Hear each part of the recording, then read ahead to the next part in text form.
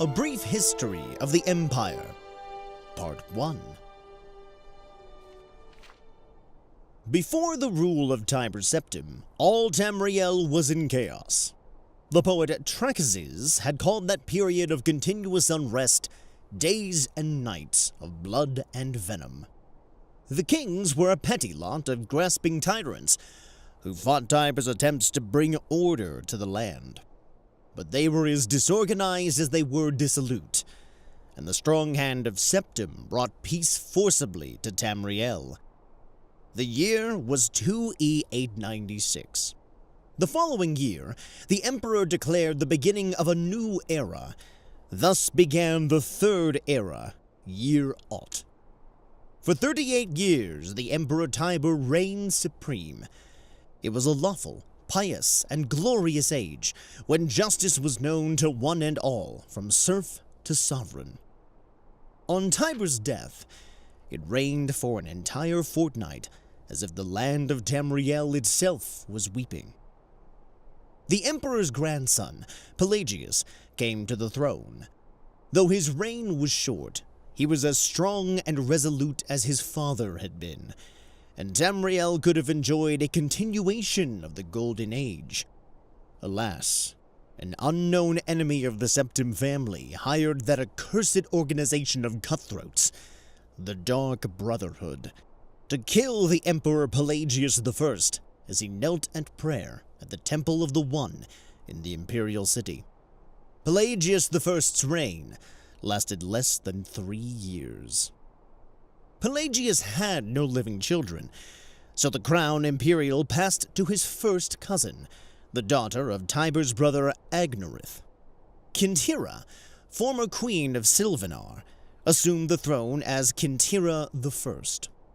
Her reign was blessed with prosperity and good harvests, and she herself was an avid patroness of art, music, and dance. Kintira's son was crowned after her death, the first emperor of Tamriel to use the imperial name Uriel. Uriel I was the great lawmaker of the Septim dynasty and a promoter of independent organizations and guilds.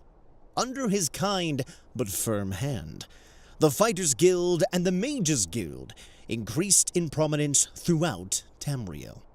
His son and successor, Uriel II, reigned for 18 years, from the death of Uriel I in 3E64 to Pelagius II's ascension in 3E82.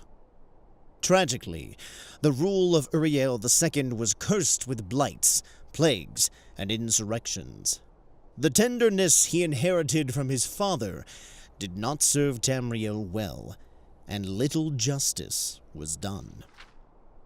Pelagius II inherited not only the throne from his father, but the debt from the latter's poor financial and judicial management. Pelagius dismissed all of the elder council and allowed only those willing to pay great sums to resume their seats. He encouraged similar acts among his vassals, the kings of Tamriel, and by the end of his 17-year reign, Tamriel had returned to prosperity. His critics, however, have suggested that any advisor possessed of wisdom but not of gold had been summarily ousted by Pelagius. This may have led to some of the troubles his son Antiochus faced when he, in turn, became emperor.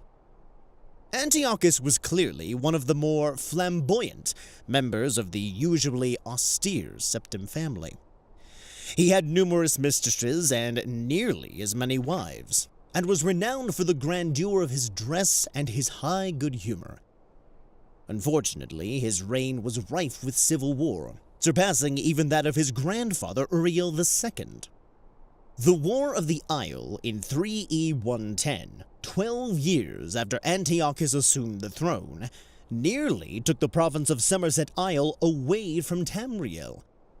The united alliance of the kings of Somerset and Antiochus only managed to defeat King Orgum of the island kingdom of Pionedea due to a freak storm. Legend credits the Sigic Order of the Isle of Artium with the sorcery behind the tempest. The story of Kintira II, heiress to her father Antiochus's throne, is certainly one of the saddest tales in imperial history. Her first cousin Uriel, son of Queen Potema of Solitude, accused Kintira of being a bastard, alluding to the infamous decadence of the imperial city during her father's reign. When this accusation failed to stop her coronation, Uriel bought the support of several disgruntled kings of High Rock, SKYRIM, and Morrowind, and with the Queen Potema's assistance, he coordinated 3 attacks on the Septim Empire. The first attack occurred in the Iliac Bay region, which separates High Rock and Hammerfell. Kintira's entourage was massacred and the Empress taken captive. For 2 years, Kintira II languished in an imperial prison believed to be somewhere in Glenpoint or Glenmoral before she was slain in her cell under mysterious circumstances. The second attack was on a series of imperial garrisons along the coastal Morrowind Islands. The Empress's consort Contin Aranix fell defending the forts.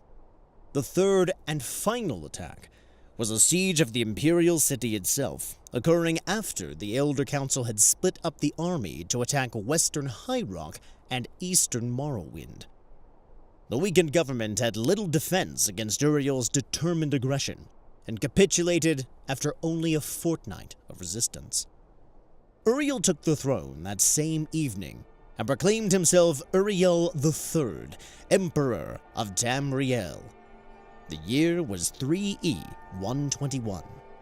Thus began the War of the Red Diamond, described in Volume 2 of this series.